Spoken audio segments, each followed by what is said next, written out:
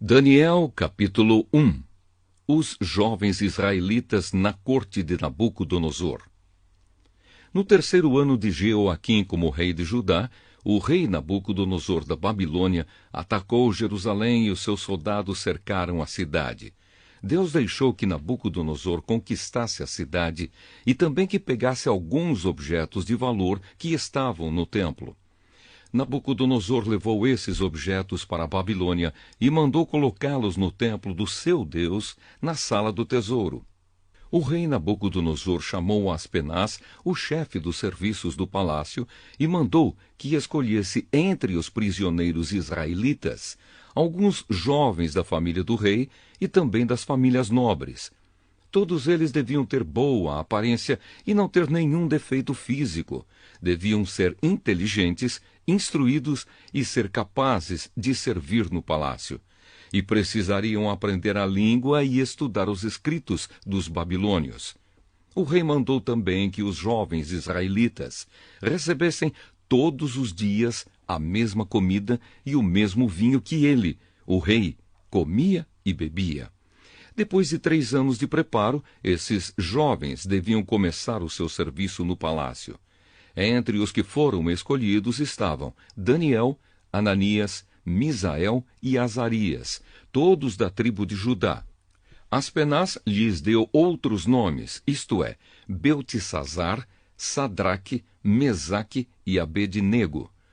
Daniel resolveu que não iria ficar impuro por comer a comida e beber o vinho que o rei dava. Por isso, foi pedir a Aspenaz que o ajudasse a cumprir o que havia resolvido. Deus fez com que Aspenaz fosse bondoso com Daniel e tivesse boa vontade para com ele. Mas Aspenaz tinha medo do rei e, por isso, disse a Daniel: "Foi o rei, o meu senhor, quem resolveu o que vocês devem comer e beber. Se ele notar que vocês estão menos fortes e sadios do que os outros jovens, ele será capaz de me matar, e vocês serão os culpados." Aí Daniel foi falar com o guarda a quem Aspenaz havia encarregado de cuidar dele, de Ananias, de Misael e de Azarias. Daniel disse a ele: "Quero pedir que o senhor faça uma experiência com a gente. Durante 10 dias, dê-nos somente legumes para comer e água para beber. No fim dos 10 dias, faça uma comparação entre nós e os jovens que comem a comida do rei. Então, dependendo de como estivermos, o Senhor fará com a gente o que quiser." O guarda concordou e durante 10 dias fez a experiência com eles. Passados os 10 dias, os 4 jovens israelitas estavam mais sadios e mais fortes do que os jovens que comiam a comida do rei. Aí o guarda tirou a comida e o vinho que deviam ser servidos aos 4 jovens e só lhes dava legumes para comer. Deus deu aos 4 jovens um conhecimento profundo dos escritos e das ciências dos babilônios, mas a Daniel deu também o dom de explicar visões e sonhos. No fim dos 3 anos de preparo que o rei Nabucodonosor tinha marcado, Aspenaz levou todos os jovens até a presença do rei. Este falou com eles, e entre todos não havia quem se comparasse com Daniel, Ananias, Misael e Azarias. Por isso ficaram trabalhando no palácio. Todas as vezes que o rei fazia perguntas a respeito de qualquer assunto que exigisse inteligência ou conhecimento, descobria que os 4 eram 10 vezes mais inteligentes do que todos os sábios e adivinhos de toda a Babilônia. E Daniel ficou no palácio real até o ano em que o rei Ciro começou a governar a Babilônia. Daniel, capítulo 2. O sonho de Nabucodonosor. No segundo ano de Nabucodonosor como rei da Babilônia, ele teve uns sonhos que o deixaram tão preocupado que não podia dormir. Então mandou chamar os sábios, os adivinhos, os feiticeiros e os astrólogos, para que eles explicassem os sonhos. Quando chegaram e se apresentaram diante do rei, ele lhes disse: "Tive um sonho que me deixou muito preocupado e não vou ficar sossegado enquanto não souber o que ele quer dizer." Eles disseram ao rei na língua aramaica: que o rei viva para sempre. Pedimos que o Senhor nos conte o sonho, e aí nós lhe diremos o que ele quer dizer. Mas o rei respondeu: eu já resolvi que vocês têm de me contar o sonho e também explicar o que ele quer dizer. Se não puderem fazer isso, vocês serão todos cortados em pedaços e as suas casas serão completamente arrasadas. Mas, se me contarem o sonho e explicarem o que ele quer dizer, eu lhes darei presentes, prêmios e muitas honras. Portanto, digam o que foi que eu sonhei e o que o sonho quer dizer. E todos os sábios disseram de novo: conte o Senhor o sonho, e aí nós lhe diremos o que ele quer dizer. Mas o rei insistiu: eu sei o que vocês estão fazendo. Estão procurando ganhar tempo, porque sabem que já resolvi que se vocês não me contarem o sonho, vou dar a todos o mesmo castigo. Vocês já combinaram me enganar com mentiras e falsidades, esperando que a situação mude. Contem-me o sonho, e então eu saberei que também poderão me explicar o que ele quer dizer. Os sábios deram ao rei esta resposta: não há ninguém no mundo que seja capaz de fazer o que o Senhor quer. Nunca houve nenhum rei, por mais forte e poderoso que fosse, que tivesse exigido uma coisa dessas dos seus sábios, adivinhos ou astrólogos. O que o Senhor está querendo é impossível. Não existe quem possa atender o seu pedido a não ser os deuses, e eles não moram com a gente aqui na terra. O rei ficou tão furioso que mandou matar todos os sábios da Babilônia. A ordem foi publicada, e então foram buscar Daniel e os seus companheiros para que eles também fossem mortos. Deus revela a Daniel o que o sonho quer dizer. Daniel foi procurar Arioque, o chefe da guarda do rei, que tinha recebido ordem para matar todos os sábios da Babilônia. Com muito jeito e cuidado, Daniel perguntou a Arioque: por que foi que o rei deu uma ordem tão dura assim? Arioque explicou o que havia acontecido. Então Daniel foi falar com o rei e este concordou em esperar, a fim de dar tempo a Daniel para explicar o sonho. Depois, Daniel foi para casa e contou tudo aos seus amigos Ananias, Misael e Azarias. Daniel disse que orassem ao Deus do céu, pedindo que tivessem pena deles e lhes mostrasse o que aquele sonho misterioso queria dizer, a fim de que Daniel e os seus amigos não morressem junto com os outros sábios da Babilônia. Naquela noite, Daniel teve uma visão e nela Deus mostrou o que o sonho queria dizer. Então Daniel agradeceu a Deus, dizendo: que o nome de Deus seja louvado para sempre, pois dele são a sabedoria e o poder. É ele quem faz mudar os tempos e as estações. É ele quem põe os reis no poder e os derruba. É ele quem dá sabedoria aos sábios e inteligência aos inteligentes. Ele explica mistérios e segredos e conhece o que está escondido na escuridão, pois com ele mora a luz. Ó Deus dos meus antepassados, eu te agradeço e te louvo, pois me deste sabedoria e poder. Tu respondeste à nossa oração, nos mostrando o que o rei quer saber.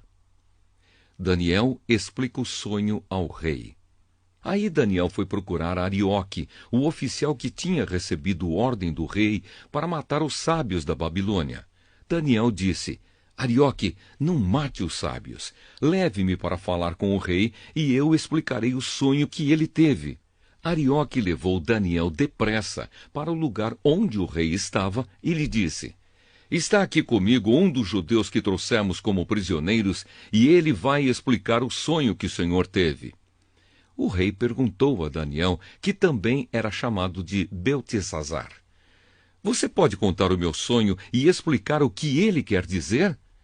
Daniel respondeu: não há sábios, adivinhos, feiticeiros nem astrólogos que possam dar a explicação que o Senhor está exigindo.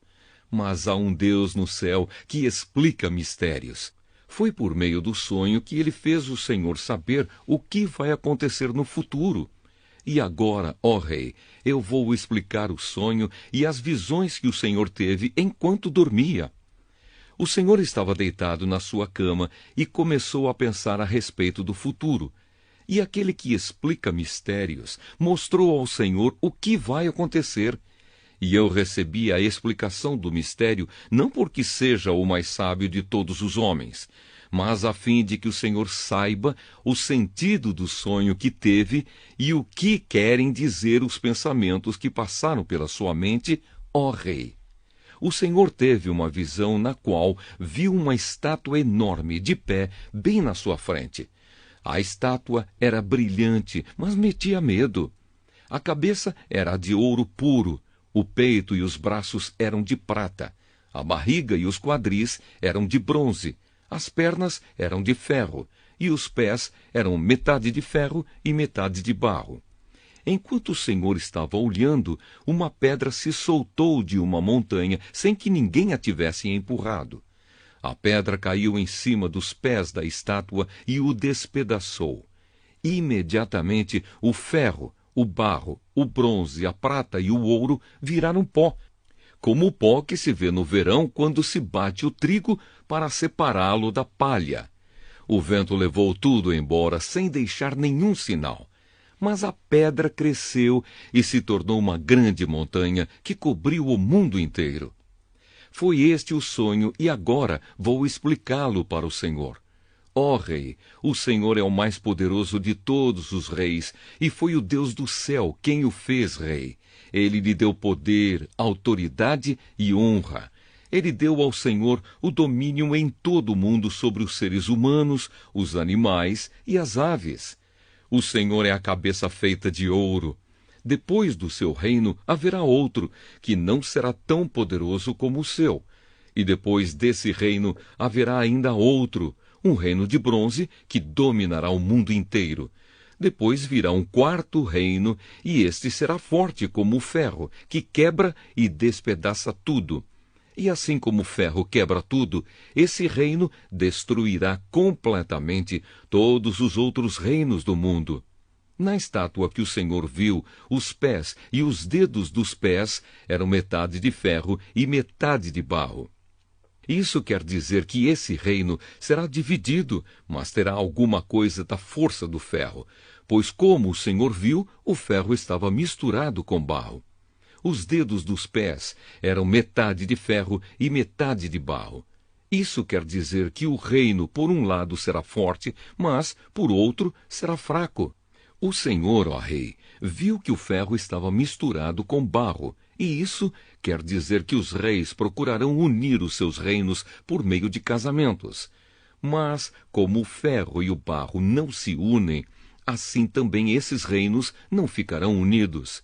No tempo desses reis, o Deus do céu fará aparecer um reino que nunca será destruído, nem será conquistado por outro reino. Pelo contrário, esse reino acabará com todos os outros e durará para sempre. É isso que quer dizer a pedra que o rei viu soltar-se da montanha sem que ninguém a tivesse empurrado, e que despedaçou a estátua feita de ferro, bronze, prata, barro e ouro. O grande Deus está revelando ao Senhor o que vai acontecer no futuro. Foi este o sonho que o Senhor teve, e esta é a explicação certa. A recompensa de Daniel. Então o rei Nabucodonosor se ajoelhou diante de Daniel e encostou o rosto no chão e depois ordenou que fossem apresentados a Daniel sacrifícios e incenso. E ele disse a Daniel: o Deus que vocês adoram é, de fato, o mais poderoso de todos os deuses e é o Senhor de todos os reis. Eu sei que é Ele quem explica mistérios, pois você me explicou este sonho misterioso. Em seguida, o rei colocou Daniel como alta autoridade do reino e lhe deu também muitos presentes de valor. Ele pôs Daniel como governador da província da Babilônia e o fez chefe de todos os sábios do país. A pedido de Daniel, o rei pôs Sadraque, Mesaque e Abednego como administradores da província da Babilônia, mas Daniel ficou na corte real. Daniel, capítulo 3. A estátua de ouro. O rei Nabucodonosor mandou fazer uma estátua que media 27 metros de altura por 2,70 metros de largura e ordenou que a pusessem na planície de Durá, na província da Babilônia.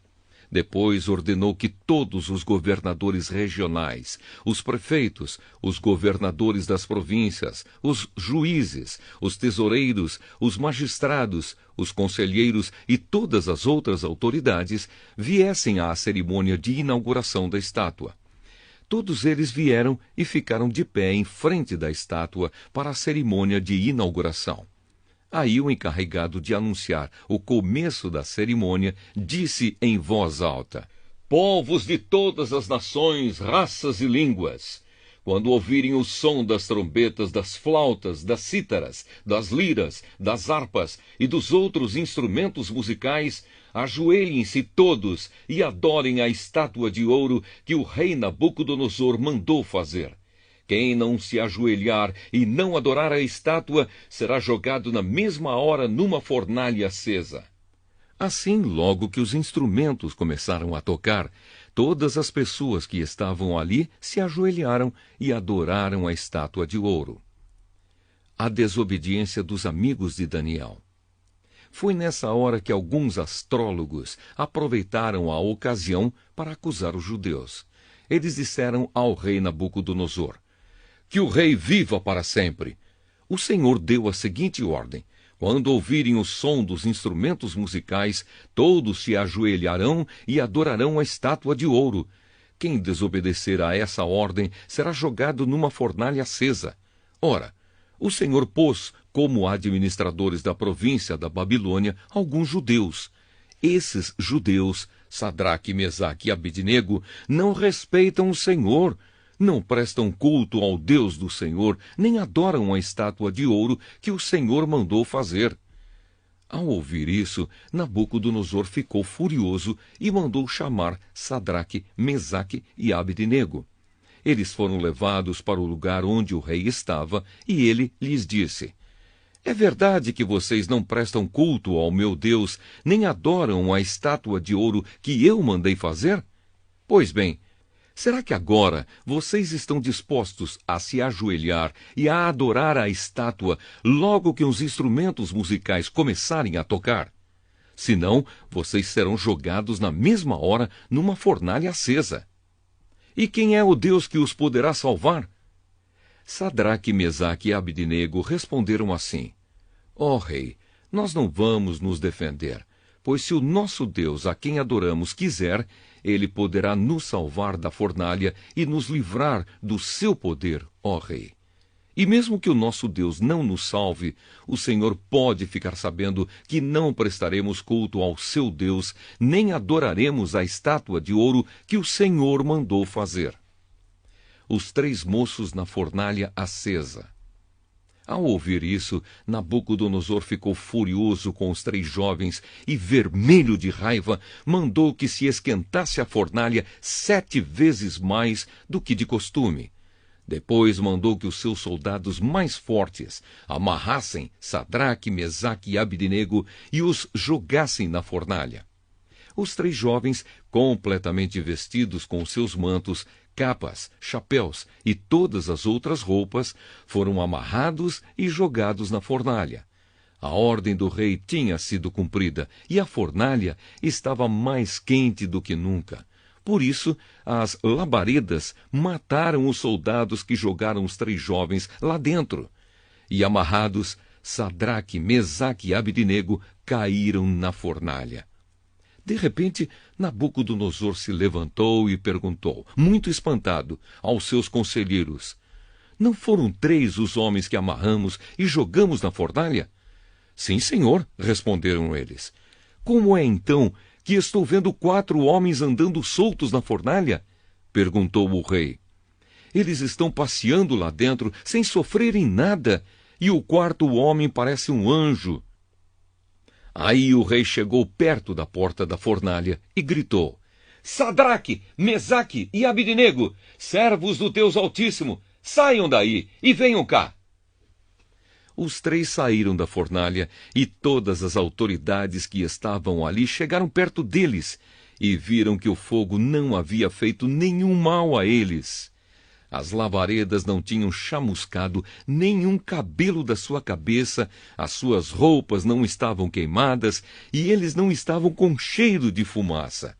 O rei gritou: que o Deus de Sadraque, Mesaque e Abednego seja louvado! Ele enviou o seu anjo e salvou os seus servos que confiam nele. Eles não cumpriram a minha ordem. Pelo contrário, escolheram morrer em vez de se ajoelhar e adorar um Deus que não era o deles. Por isso ordeno que qualquer pessoa, seja qual for a sua raça, nação ou língua, que insultar o nome do Deus de Sadraque, Mesaque e Abednego, seja cortada em pedaços e que a sua casa seja completamente arrasada, pois não há outro Deus que possa salvar como este. Então o rei Nabucodonosor colocou os 3 jovens em cargos ainda mais importantes na província da Babilônia. Daniel, capítulo 4. Nabucodonosor tem outro sonho. O rei Nabucodonosor mandou aos povos de todas as nações, raças e línguas a seguinte mensagem: felicidade e paz para todos. Quero que todos saibam dos maravilhosos milagres que o Deus Altíssimo fez em meu favor. Grandes são os seus milagres, e as coisas que ele fez são espantosas, pois ele é o Rei eterno e reinará para sempre. E continuou: eu, Nabucodonosor, vivia sossegado no meu palácio e tudo ia muito bem. Mas certa noite tive um sonho que me deixou preocupado. Enquanto dormia, ideias e visões horrorosas tomaram conta de mim.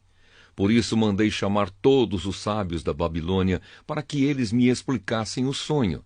Vieram então os sábios, os adivinhos, os astrólogos e os feiticeiros, e eu lhes contei o sonho, mas nenhum deles pôde explicá-lo. Finalmente apresentou-se Daniel, conhecido também como Beltesazar, nome que recebeu em honra do meu Deus. O espírito dos santos deuses está nele, e por isso eu lhe contei o meu sonho. Eu disse: Beltesazar, chefe dos adivinhos, eu sei que o espírito dos santos deuses está em você e que não há mistério que você não possa explicar. Por isso, vou lhe contar o sonho e quero que você explique o que ele quer dizer. Eu estava deitado na cama e, de repente, tive uma visão. Nela, vi uma árvore muito alta, plantada no centro da terra. A árvore cresceu e cresceu até tocar no céu e era tão grande que podia ser vista de qualquer lugar do mundo.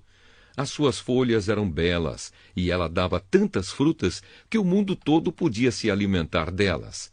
Animais selvagens descansavam na sombra da árvore, as aves faziam ninhos nos seus galhos e todos os seres vivos se alimentavam das suas frutas. Eu ainda estava sonhando quando, de repente, vi um anjo vigia que descia do céu e dizia em voz muito alta: derrubem a árvore, cortem os seus galhos, tirem as folhas e joguem fora as frutas. Espantem os animais que estão descansando na sua sombra e as aves que estão nos seus galhos, mas deixem ficar o toco e as suas raízes e o amarrem com correntes de ferro e de bronze no meio do capim bravo, no campo. Assim o sereno cairá sobre esse toco, esse homem, e ele comerá capim como os animais. Ele perderá o juízo e começará a pensar como animal. 7 anos viverá assim. Esta é a sentença dada pelos anjos vigias do céu, a fim de que todos saibam que o Deus Altíssimo domina todos os reinos do mundo. Ele dá esses reinos a quem quer, mesmo ao mais humilde de todos os homens.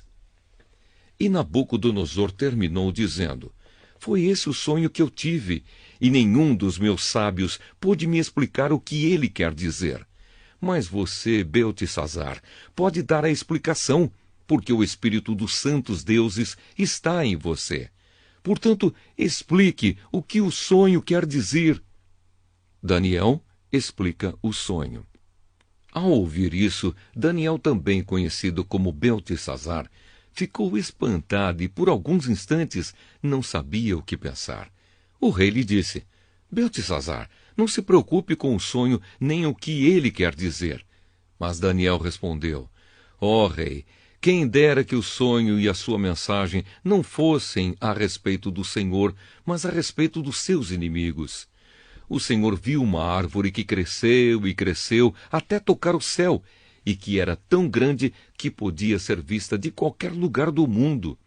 As suas folhas eram belas, e ela dava tantas frutas que o mundo todo podia se alimentar delas. Animais selvagens descansavam na sombra da árvore, e as aves faziam ninhos nos seus galhos. Aquela árvore, ó rei, é o Senhor, pois o Senhor se tornou poderoso, e o seu poder aumentou tanto que chegou até o céu, e o seu domínio se estendeu pelo mundo inteiro. E o Senhor viu também um anjo vigia, descendo do céu e dizendo: Derrubem a árvore e quebrem todos os seus galhos, mas deixem ficar o toco e as suas raízes, e o amarrem com correntes de ferro e de bronze, para que fique no meio do capim bravo, no campo. Assim o sereno cairá sobre esse homem, e ele terá de comer o que os animais comem. 7 anos ele viverá assim. E Daniel continuou: E agora vou dar a explicação. Este sonho trata da sentença do Deus Altíssimo contra o Senhor, ó rei. O Senhor será expulso do meio dos seres humanos e ficará morando com os animais selvagens.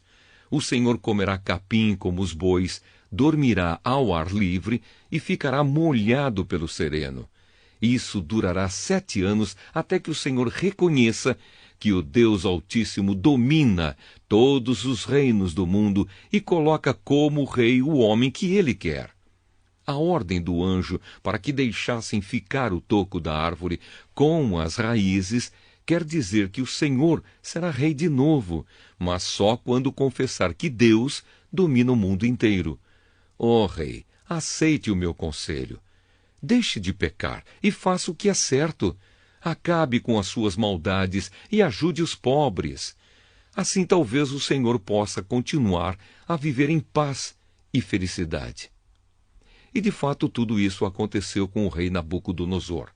12 meses mais tarde, ele estava passeando no terraço do seu palácio na cidade de Babilônia e disse: Como é grande a cidade de Babilônia! Com o meu grande poder, eu a construí para ser a capital do meu reino, a fim de mostrar a todos a minha grandeza e a minha glória. O rei ainda estava falando quando veio uma voz do céu que disse: Preste atenção, rei Nabucodonosor. Este reino não é mais seu. Você será expulso do meio dos seres humanos, ficará morando com os animais selvagens e comerá capim como os bois. Isso durará 7 anos até que você reconheça que o Deus Altíssimo domina todos os reinos do mundo e coloca como rei quem ele quer. Naquele mesmo instante, cumpriu-se a sentença contra Nabucodonosor. Ele foi expulso do meio dos seres humanos e começou a comer capim como os bois. Dormia ao ar livre e ficava molhado pelo sereno. O seu cabelo ficou comprido, parecido com penas de águia, e as suas unhas cresceram tanto que pareciam garras de um gavião.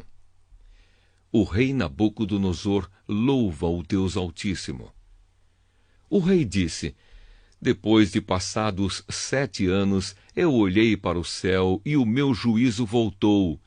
Aí agradeci ao Deus Altíssimo e dei louvor e glória àquele que vive para sempre. Eu disse: O poder do Altíssimo é eterno, o seu reino não terá fim. Para ele os seres humanos não têm nenhum valor. Ele governa todos os anjos do céu e todos os moradores da terra. Não há ninguém que possa impedi-lo de fazer o que quer. Não há ninguém que possa obrigá-lo a explicar o que faz. Logo que o meu juízo voltou, continuou Nabucodonosor, eu recebi outra vez a minha honra, a minha majestade e a glória do meu reino. Os meus conselheiros e as altas autoridades do meu governo me receberam de volta.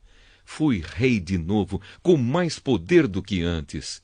Portanto, eu, o rei Nabucodonosor, agradeço ao Rei do céu e lhe dou louvor e glória. Tudo o que ele faz é certo e justo, e ele pode humilhar qualquer pessoa orgulhosa. Daniel, capítulo 5. O banquete do rei Belsazar.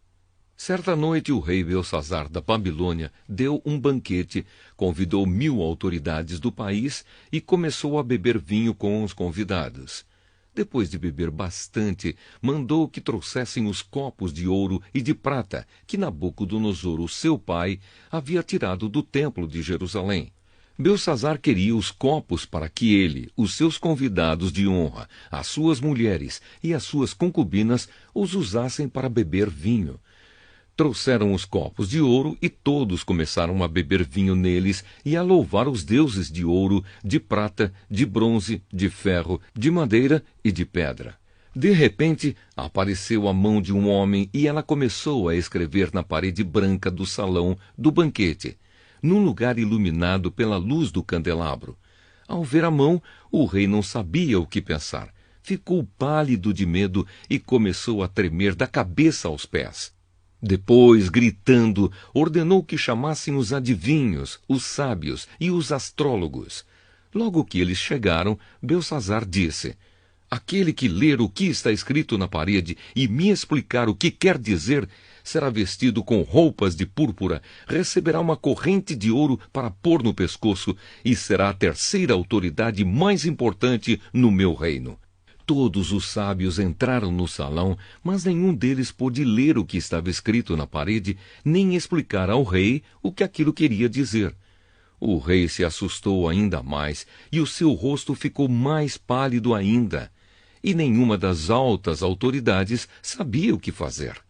Então a rainha-mãe, que tinha ouvido os gritos do rei e dos seus convidados de honra, entrou no salão e disse ao rei: que o rei viva para sempre! Não se assuste, nem fique pálido assim, pois aqui no seu reino há um homem que tem o espírito dos santos deuses. Quando Nabucodonosor, o seu pai, era rei, esse homem provou que era ajuizado, inteligente e sábio, tão sábio como os deuses. E o rei Nabucodonosor pôs esse homem como chefe dos sábios, adivinhos, feiticeiros e astrólogos. Pois Daniel, esse homem, a quem o rei deu o nome de Beltesazar, pensa com muita clareza. Ele é sábio e inteligente e pode interpretar sonhos, explicar coisas misteriosas e resolver assuntos difíceis. Portanto, chame Daniel, e ele explicará o que está escrito na parede. Daniel explica as palavras misteriosas. Levaram Daniel até a presença do rei, e este perguntou: você é mesmo aquele Daniel, um dos judeus que o meu pai, o rei Nabucodonosor, trouxe de Judá como prisioneiros? Já me disseram que o espírito dos deuses está em você e que você pensa com muita clareza e é muito inteligente e sábio. Há pouco estiveram aqui os sábios e os astrólogos, que eu mandei chamar para que lessem as palavras que estão escritas na parede e me explicassem o que elas querem dizer. Porém, eles não puderam dar nenhuma explicação. Mas alguém me disse que você pode explicar mistérios e resolver assuntos difíceis. Portanto, se você puder ler o que está escrito e me explicar o que quer dizer, você será vestido com roupas de púrpura, receberá uma corrente de ouro para pôr no pescoço e será a terceira autoridade mais importante no meu reino. Daniel respondeu: o senhor pode ficar com seus presentes ou então dá-los a outra pessoa. Mesmo assim, eu vou ler as palavras que estão escritas na parede e vou explicar ao Senhor o que elas querem dizer. Ó rei, o Deus Altíssimo deu o reino ao seu pai, o rei Nabucodonosor, e lhe deu também poder, glória e majestade. O poder que Deus lhe deu era tão grande que todos os povos do mundo tremiam de medo na presença dele.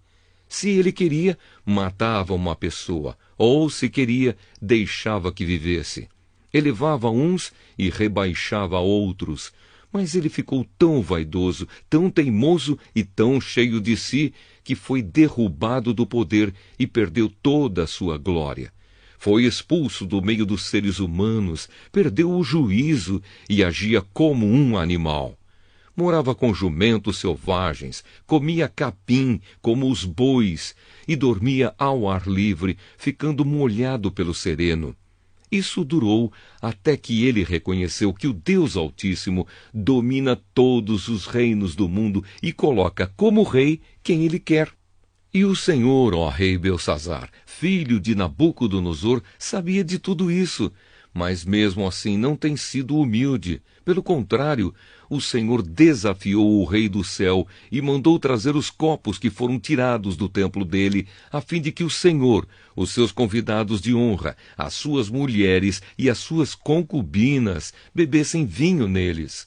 Além disso, o Senhor deu louvores a deuses de prata, de ouro, de bronze, de ferro, de madeira e de pedra, que não veem, não ouvem e não sabem nada. Mas o Senhor não deu glória a Deus, aquele que tem o poder de matar ou de deixar viver e que decide tudo o que acontece com o Senhor. É por isso que ele mandou essa mão escrever na parede estas palavras: Mene, Mene, Tekel e Parsim. E agora a explicação. Mene quer dizer que Deus contou o número dos dias do reinado do Senhor e resolveu terminá-lo. Tekel quer dizer que o Senhor foi pesado na balança e pesou muito pouco. Pérez quer dizer que o seu reino será dividido e entregue aos medos e aos persas. Aí o rei Belsazar mandou que vestissem Daniel com roupas de púrpura, pusessem uma corrente de ouro no seu pescoço e anunciassem que dali em diante ele seria a terceira autoridade mais importante do reino da Babilônia. Naquela mesma noite, Belsazar, o rei da Babilônia, foi morto, e Dario, o rei do país da Média, que tinha 62 anos de idade, começou a reinar no seu lugar. Daniel, capítulo 6. Daniel na cova dos leões. O rei Dario resolveu dividir o país em 120 províncias e escolher 120 homens para governá-las. A fim de que tudo corresse bem e não houvesse prejuízo, o rei nomeou 3 ministros para controlarem os 120 governadores. Um desses ministros era Daniel. E ele mostrou logo que era mais competente do que os outros ministros e governadores. Ele tinha tanta capacidade que o rei pensou em colocá-lo como a mais alta autoridade do reino. Aí os outros ministros e os governadores procuraram achar um motivo para acusar Daniel de ser mau administrador, mas não encontraram. Daniel era honesto e direito, e ninguém podia acusá-lo de ter feito qualquer coisa errada. Então eles disseram uns aos outros: Nunca encontraremos motivo para acusar Daniel, a não ser que seja alguma coisa que tenha a ver com a religião dele. Então foram todos juntos falar com o rei e disseram: Que o rei Dario viva para sempre. Todos nós que ocupamos posições de autoridade no reino, isto é, os ministros, os governadores, os prefeitos e as outras autoridades, nos reunimos e concordamos em pedir ao Senhor que dê uma ordem que não poderá ser desobedecida. Ordene que durante 30 dias todos façam os seus pedidos somente ao Senhor. Se durante esse tempo alguém fizer um pedido a qualquer deus ou a qualquer outro homem, essa pessoa será jogada na cova dos leões. Portanto, ó rei, dê a ordem e a assine, a fim de que não possa ser anulada. De acordo com a lei dos medos e dos persas, essa ordem não poderá ser anulada. O rei concordou, assinou a ordem e mandou que fosse publicada. Quando Daniel soube que o rei tinha assinado a ordem, voltou para casa. No andar de cima havia um quarto com janelas que dava para Jerusalém. Daniel abriu as janelas, ajoelhou-se e orou, dando graças ao seu Deus. Ele costumava fazer isso 3 vezes por dia. Os inimigos de Daniel foram juntos até a casa dele e o encontraram orando ao seu Deus. Então foram procurar o rei, a fim de falar com ele a respeito da ordem. Eles disseram: Ó rei, o Senhor assinou uma ordem que proíbe que durante 30 dias se façam pedidos a qualquer Deus ou a qualquer outro homem, a não ser ao Senhor. E a ordem diz também que quem desobedecer será jogado na cova dos leões. Não é verdade? O rei respondeu: É verdade, e a ordem deve ser obedecida. De acordo com a lei dos medos e dos persas, ela não pode ser anulada. Aí eles disseram ao rei: Mas Daniel, um dos prisioneiros que vieram da terra de Judá, não respeita o Senhor, nem se importa com a ordem, pois ora ao Deus dele 3 vezes por dia. Ao ouvir isso, o rei ficou muito triste e resolveu salvar Daniel.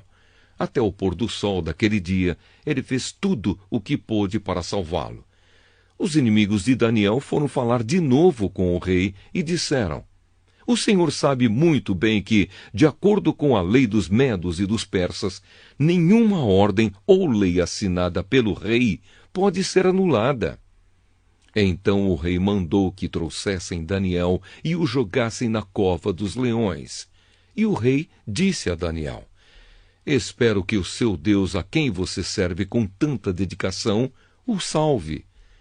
Trouxeram uma pedra e com ela taparam a boca da cova. O rei selou a pedra com o seu próprio anel e com o anel das altas autoridades do reino, para que, mesmo no caso de Daniel, a lei fosse cumprida ao pé da letra. O rei voltou para o palácio, mas não comeu nada, nem se divertiu como de costume, e naquela noite não pôde dormir.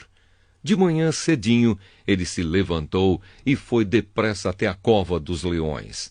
Ali, com voz muito triste, ele disse: Daniel, servo do Deus vivo, será que o seu Deus, a quem você serve com tanta dedicação, conseguiu salvá-lo dos leões? Daniel respondeu: Que o rei viva para sempre! O meu Deus mandou o seu anjo, e este fechou a boca dos leões para que não me ferissem. Pois Deus sabe que não fiz nada contra ele, e também não cometi nenhum crime contra o Senhor. O rei, muito alegre, mandou que tirassem Daniel da cova. Assim ele foi tirado, e viram que nenhum mal havia acontecido com ele, pois havia confiado em Deus. Em seguida, o rei mandou que trouxessem os homens que tinham acusado Daniel. Todos eles, junto com as suas mulheres e os seus filhos, foram jogados na cova.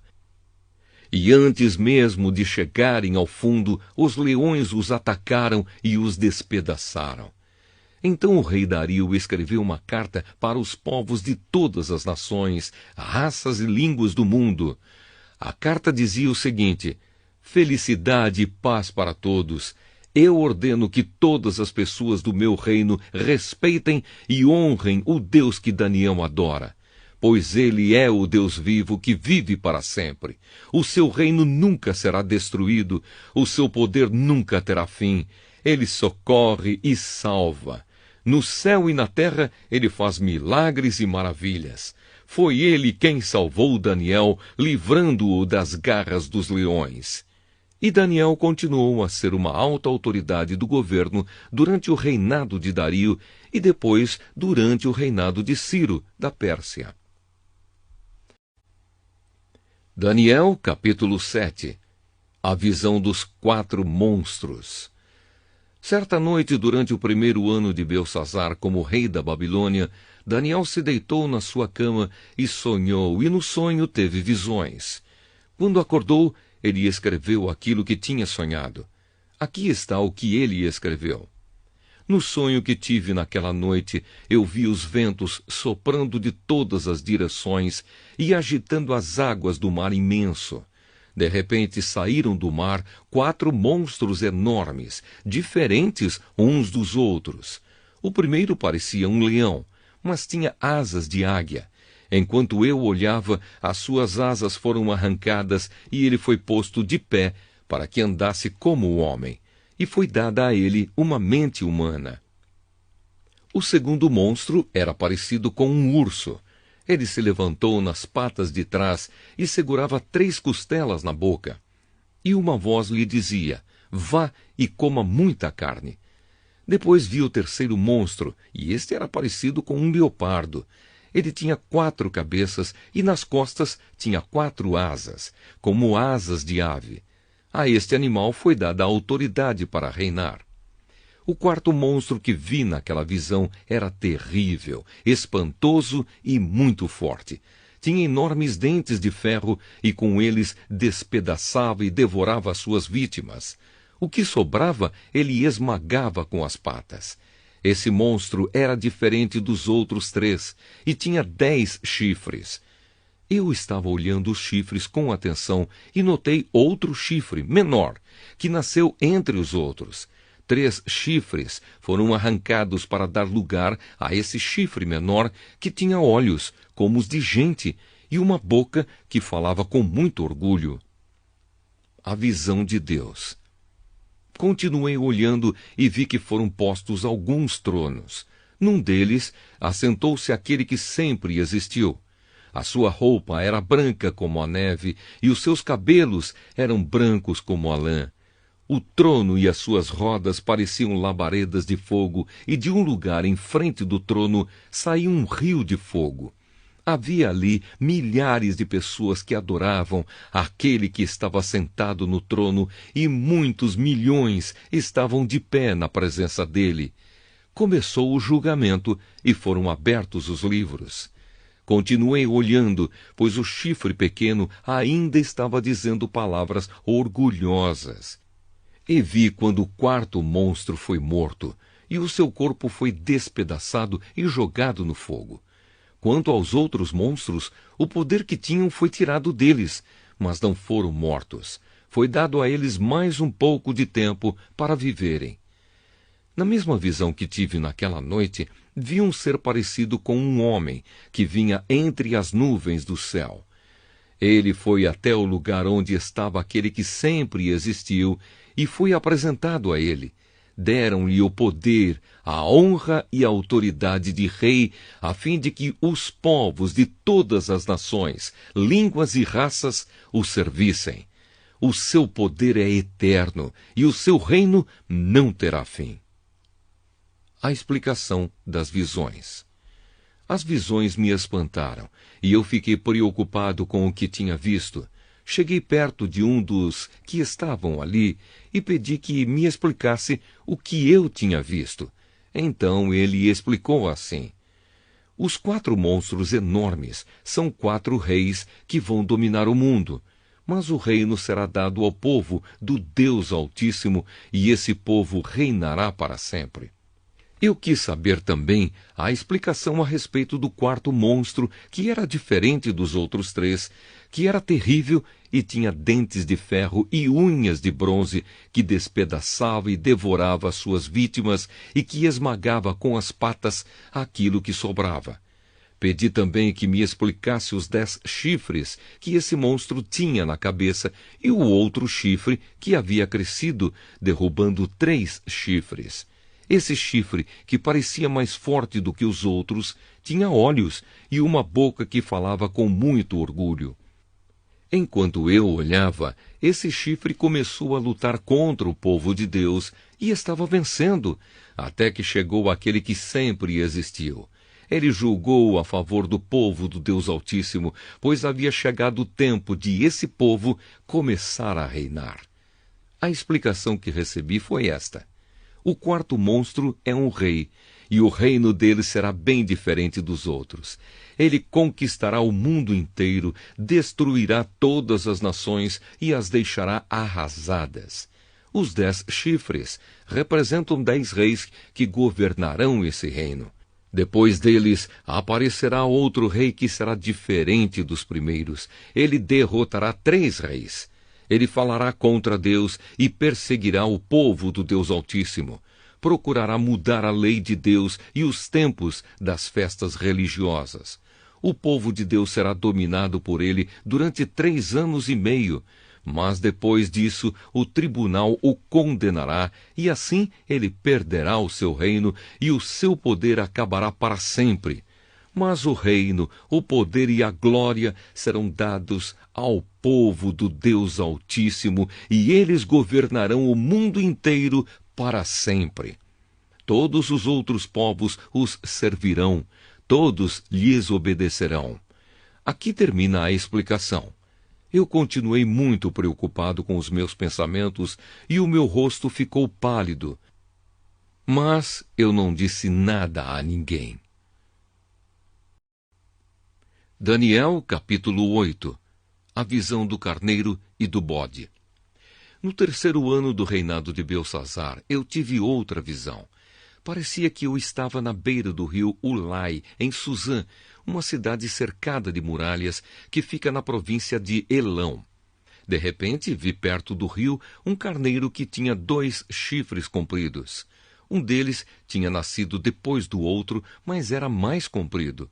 O carneiro estava dando chifradas para o oeste, para o norte e para o sul, e nenhum animal ou pessoa podia resistir ou escapar dos seus ataques. Ele fazia o que queria e ficava cada vez mais poderoso. Eu estava pensando nisso quando vi um bode que vinha do oeste, correndo tão depressa que as suas patas nem tocavam o chão. Ele tinha um chifre só, bem grande, que ficava entre os olhos. Correu até o lugar onde estava o carneiro que eu tinha visto, perto do rio, e o atacou com toda a força. Eu vi o bode, furioso, atacar o carneiro e quebrar os 2 chifres dele, pois o carneiro não tinha força para se defender. O bode jogou o carneiro no chão e o pisou com as patas. E ninguém podia salvar o carneiro da fúria do bode.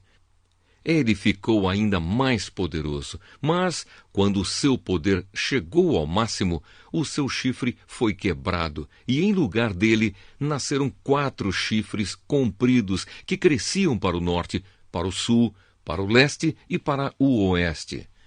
De um desses chifres nasceu um chifre pequeno, que foi crescendo e se estendendo para o sul, para o leste e para a terra prometida.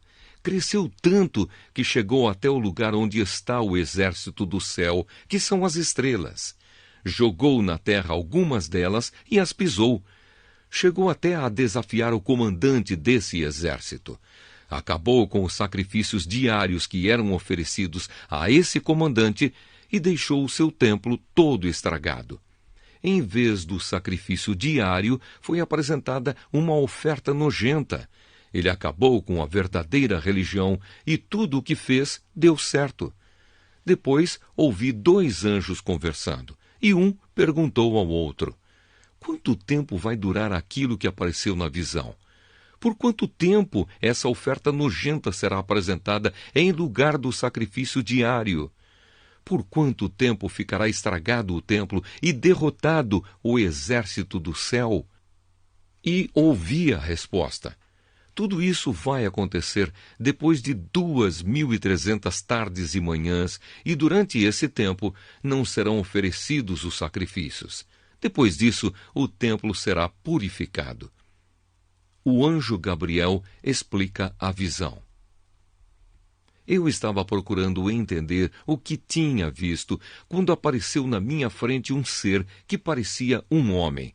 E ouvi uma voz humana que vinha do rio Ulai e que gritou assim: Gabriel, explique a visão a esse homem. Aí Gabriel chegou mais perto de mim e isso me deixou muito assustado. Eu me ajoelhei e encostei o rosto no chão. E ele disse: você, homem mortal, precisa entender a visão, pois ela é a respeito do tempo do fim. Ele ainda falava quando desmaiei e caí de bruços no chão. Mas ele me pegou, me pôs de pé e disse: eu vou lhe contar o que vai acontecer quando passar a ira de Deus, pois essa visão é a respeito do tempo marcado para o fim. O carneiro com 2 chifres que você viu representa os reis da Média e da Pérsia. O bode é o rei da Grécia, e o seu chifre grande é o primeiro rei desse país. Os 4 chifres que nasceram quando o primeiro chifre foi quebrado representam os 4 reinos em que o país será dividido, mas esses reinos não serão tão poderosos como o primeiro. Quando o fim desses reinos estiver perto e as suas maldades tiverem chegado ao máximo, aparecerá um rei cruel e enganador. Ele ficará cada vez mais poderoso, mas não pela sua própria força. Causará destruições terríveis. Acabará com povos poderosos e também com o povo de Deus. Fará o que quiser e prosperará sempre. Com a sua presença, ele enganará a todos, ficará cada vez mais orgulhoso e matará muitas pessoas à traição. Finalmente, ele desafiará a Deus, o Rei dos Reis, mas será destruído sem o uso de força humana. E Gabriel terminou assim: Você já ouviu a verdadeira explicação dos sacrifícios da tarde e da manhã, mas não diga a ninguém o que quer dizer a visão que você teve, pois ainda vai demorar muito tempo até que ela se cumpra. Eu, Daniel, passei vários dias abatido e doente. Depois fiquei bom e comecei a tratar dos negócios do governo. Mas continuei muito preocupado com a visão, pois não conseguia entendê-la. Daniel, capítulo 9. Daniel ora pelo seu povo. Dario, filho de Xerxes, do país da Média, era rei da Babilônia. No primeiro ano do seu reinado, eu estava estudando os livros sagrados e pensando nos 70 anos que Jerusalém ficaria arrasada, de acordo com o que o Senhor Deus tinha dito ao profeta Jeremias. Em sinal de tristeza, eu vesti uma roupa feita de pano grosseiro, sentei-me sobre cinzas, deixei de comer e orei com fervor ao Senhor Deus, fazendo-lhe pedidos e súplicas. Orei ao Senhor meu Deus e fiz a seguinte confissão: Senhor Deus, Tu és grande e poderoso. Tu guardas a aliança que fizeste com os que te amam e obedecem aos teus mandamentos e sempre lhes dás provas do teu amor. Nós temos cometido pecados e maldades. Fizemos coisas más e nos revoltamos contra ti. Desobedecemos às tuas leis e aos teus mandamentos. Não demos atenção aos teus servos, os profetas, que falaram em teu nome aos nossos reis, aos nossos líderes, aos nossos antepassados, sim, a todo o povo de Israel. Tu, ó Senhor, és sempre justo, mas agora sentimos vergonha, nós, o teu povo, tanto os que vivem na Judéia e em Jerusalém, como os que tu espalhaste pelos países de perto e de longe. Tu fizeste isso porque eles se revoltaram contra ti. Os nossos reis, os nossos líderes, os nossos antepassados, todos nós temos pecado contra ti, ó Senhor, e por isso estamos envergonhados. Mas tu és misericordioso e estás pronto para nos perdoar, mesmo quando nos revoltamos contra ti. Desobedecemos a tua ordem, ó Senhor nosso Deus, e não seguimos as leis que nos deste por meio dos teus servos, os profetas. Todo o povo de Israel quebrou os teus mandamentos e não obedeceu às tuas ordens. Pecamos contra ti e por isso fizeste cair sobre nós as maldições e as desgraças que estão escritas na lei de Moisés, servo de Deus. Tu cumpriste as ameaças que fizeste contra nós e contra os nossos líderes, e nos castigaste duramente. Nunca, em lugar nenhum, houve uma desgraça tão grande como a que caiu sobre Jerusalém, e isso aconteceu de acordo com o que está escrito na lei de Moisés. Mas mesmo assim, nós não temos abandonado os nossos pecados, nem temos nos esforçado para seguir a tua verdade. Não fizemos nada para agradar ao Senhor nosso Deus. Portanto, tu, ó Senhor, preparaste esse castigo e os fizeste cair sobre nós. Tu és o Senhor, nosso Deus. Tu és justo em tudo o que fazes, e nós não temos dado atenção às tuas ordens. Ó Senhor nosso Deus, Tu mostraste o Teu grande poder quando tiraste o Teu povo do Egito, e a fama que ganhaste com isso continua até hoje. Mas nós temos pecado e feito o mal.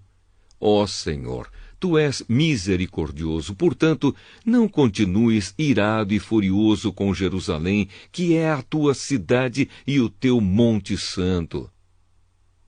Por causa dos nossos pecados e dos pecados dos nossos antepassados, os povos de todos os países vizinhos zombam de Jerusalém e do Teu povo. Ó nosso Deus, ouve a minha oração, atende a súplica deste Teu servo, para que todos saibam que Tu, Senhor, és Deus. Derrama as Tuas bênçãos sobre o Teu templo, que agora está abandonado. Ouve, ó meu Deus, e atende a minha oração. Abre os olhos, vê a nossa desgraça e olha para a Tua cidade. Fazemos os nossos pedidos por causa da Tua grande compaixão e não porque sejamos bons e honestos. Ouve, ó Senhor, perdoa-nos, Senhor. Atende-nos, Senhor, e vem ajudar-nos, para que todos saibam que Tu és Deus. Não demores em nos socorrer, ó meu Deus, pois nós somos o Teu povo e Jerusalém é a Tua cidade.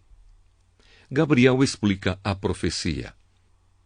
Eu continuei a orar e a confessar os meus pecados e também os do meu povo e a fazer ao Senhor, meu Deus, as minhas súplicas em favor do seu Monte Santo.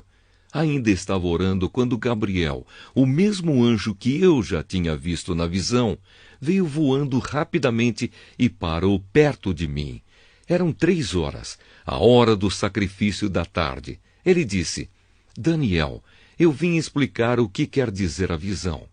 Logo que você começou a orar, Deus atendeu o seu pedido. Deus o ama muito e por isso me mandou explicar a visão a você. Portanto, preste atenção e procure entender o que vou dizer. Daniel, o castigo do seu povo e da sua santa cidade vai durar 70 anos vezes 7, até que termine a revolta e o pecado acabe. Então o seu povo vai conseguir o perdão dos seus pecados e a justiça eterna de Deus será feita.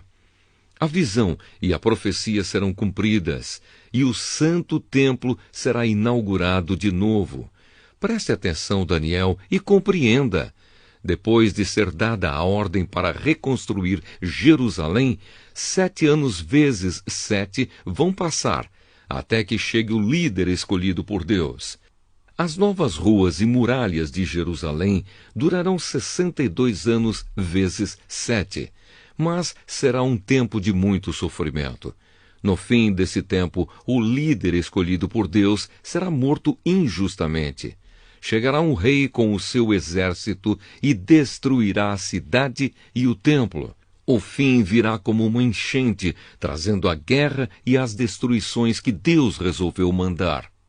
Esse rei fará com muitos povos um acordo que durará 7 anos. Mas quando passar metade desse tempo, ele acabará com os sacrifícios de animais e as ofertas de cereais no templo. O grande terror será colocado no lugar mais alto do templo, e ali ficará até que aquele que fez isso seja destruído, conforme Deus resolveu. Daniel, capítulo 10. A visão de Daniel na beira do rio Tigre. Durante o 3º ano de Ciro, como rei da Pérsia, eu, Daniel, também chamado de Beltesazar, recebi uma mensagem de Deus.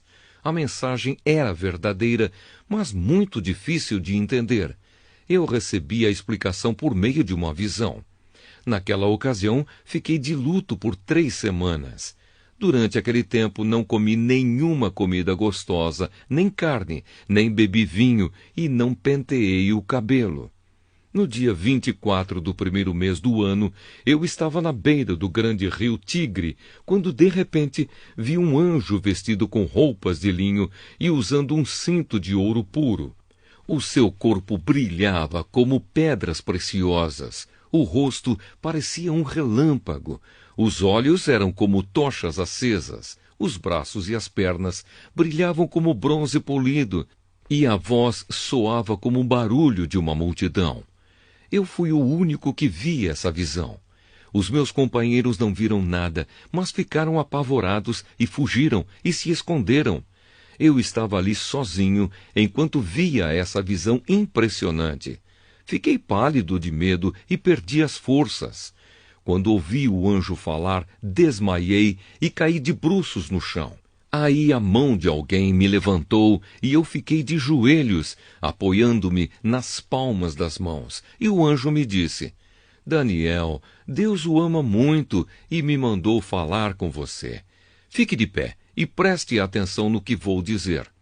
Então eu fiquei de pé, tremendo dos pés até a cabeça. Aí ele disse: Não fique com medo, Daniel, pois Deus ouviu a sua oração desde a primeira vez que você se humilhou na presença dele, a fim de ganhar sabedoria. Eu vim em resposta à sua oração. O anjo protetor do reino da Pérsia lutou contra mim durante 21 dias. Mas Miguel, um dos anjos-chefes, veio me ajudar, pois eu estava lutando sozinho contra os reis da Pérsia. Agora eu vim explicar a você o que vai acontecer com o seu povo, pois essa visão é a respeito de coisas futuras. Enquanto ele me dizia isso, eu fiquei calado, olhando para o chão. De repente, um ser parecido com um homem tocou nos meus lábios.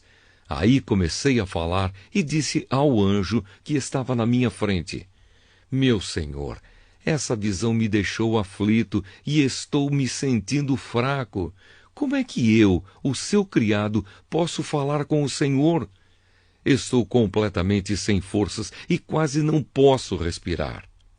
Então ele me tocou de novo e com isso senti as minhas forças voltarem. Ele disse: Deus o ama, portanto não fique com medo, que a paz de Deus esteja com você. Anime-se, tenha coragem. Então eu me senti bem mais forte e respondi: Fale, pois o Senhor me deu novas forças. Ele disse: Sabe por que eu vim falar com você? Foi para dizer-lhe o que está escrito no livro da verdade. Mas agora eu preciso ir lutar contra o anjo protetor da Pérsia. Quando a luta acabar, virá o anjo protetor da Grécia. Mas na minha luta contra eles não há ninguém para me ajudar, a não ser Miguel, o anjo protetor de Israel. Daniel, capítulo 11. Ele tem a responsabilidade de me ajudar e defender os reinos do Egito e da Síria. E o anjo continuou dizendo: O que vou lhe dizer é a verdade. A Pérsia terá mais 3 reis.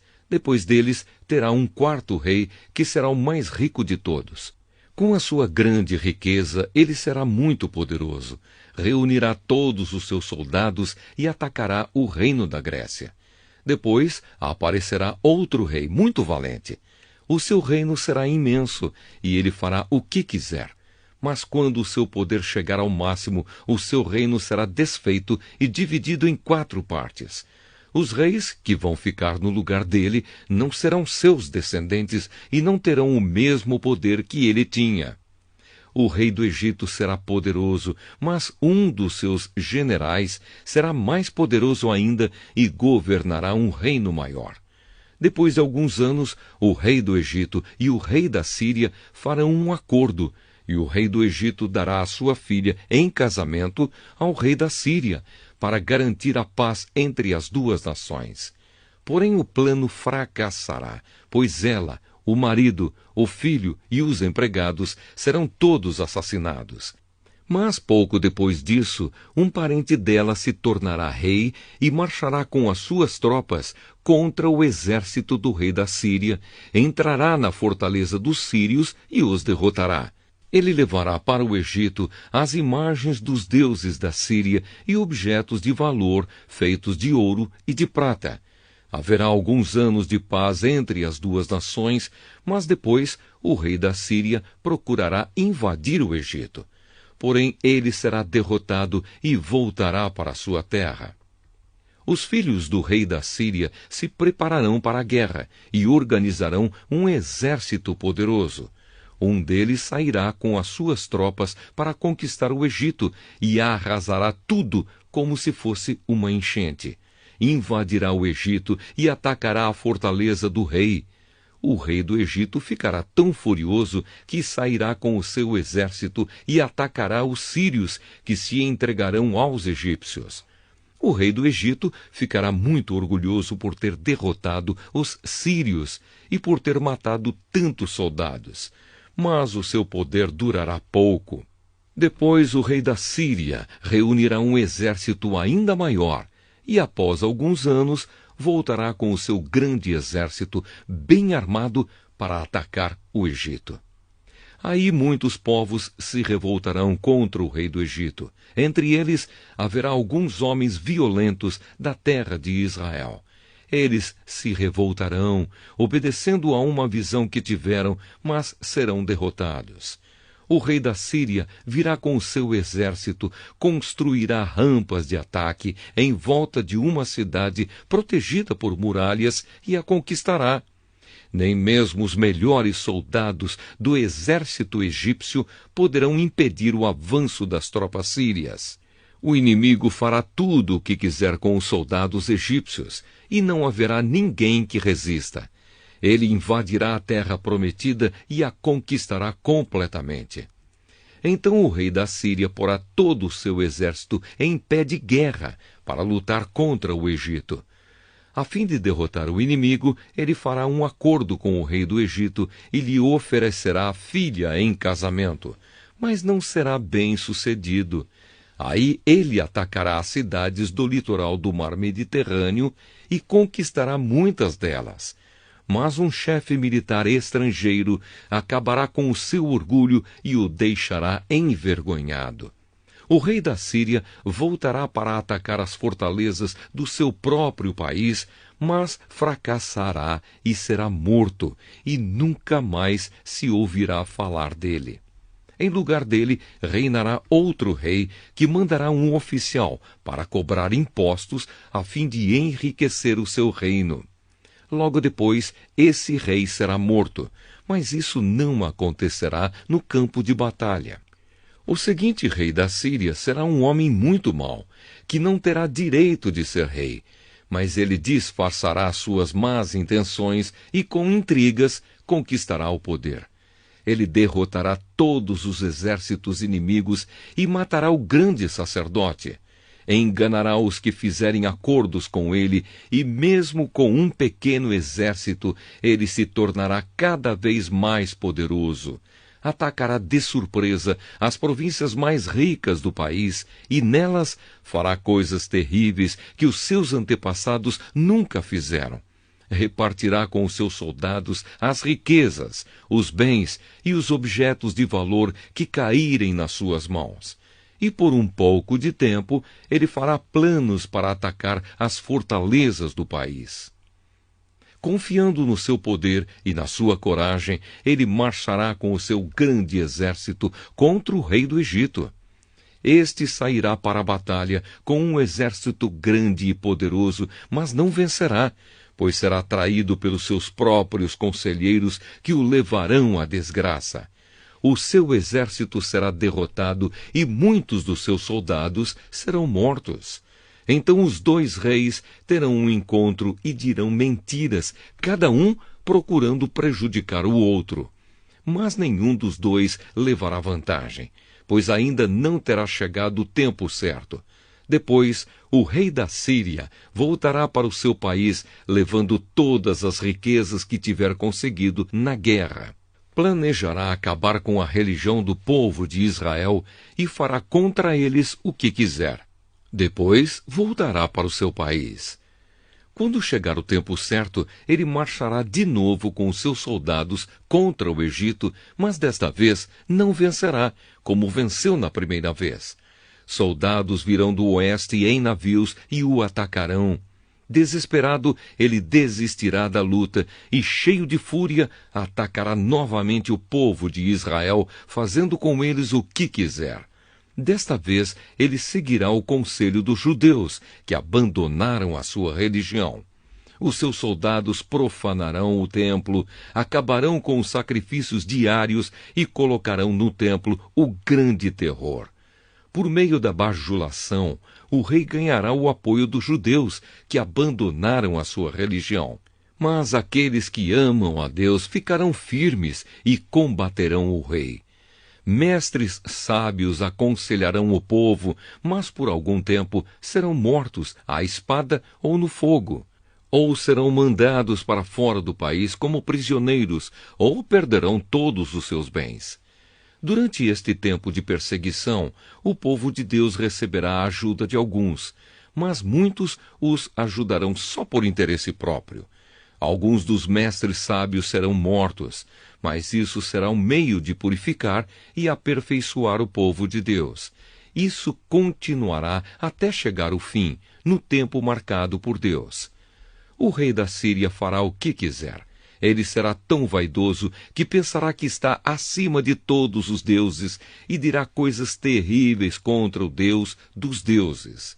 Ele fará tudo isso até que Deus o castigue, pois Deus o castigará de acordo com o que já decidiu. Esse rei não adorará os deuses que os seus antepassados adoravam, nem os deuses que as mulheres preferem, nem qualquer outro deus, pois ele acreditará que está acima de todos os deuses. Mas ele adorará o Deus protetor das fortalezas. A esse Deus, que os seus antepassados não conheciam, esse rei oferecerá ouro, prata, pedras preciosas e outros objetos de valor. Com a ajuda de pessoas que adoram um Deus estrangeiro, ele defenderá as suas fortalezas. E todos os que o aceitarem como rei receberão honrarias, posições de autoridades e terras. Quando chegar o momento final, o rei do Egito atacará o rei da Síria, e este sairá ao seu encontro com todas as suas forças armadas, isto é, carros de guerra, a cavalaria e muitos navios. Como as águas de uma enchente, os seus soldados invadirão o Egito. Ele invadirá também a terra prometida e matará milhares e milhares de pessoas. Mas escaparão os povos de Edom e de Moabe e a maior parte do povo de Amon. O seu exército ocupará muitos países. Nem mesmo o Egito escapará. Levará do Egito os tesouros de ouro e de prata e outros objetos de valor, e conquistará também a Líbia e a Etiópia. Mas chegarão notícias do leste e do norte que o encherão de medo. Furioso, ele sairá com os seus soldados, resolvido a matar muita gente. Armará o seu acampamento entre o mar Mediterrâneo e o lindo Monte Sagrado. Mas morrerá e não haverá ninguém para socorrê-lo. Daniel capítulo 12. O momento final.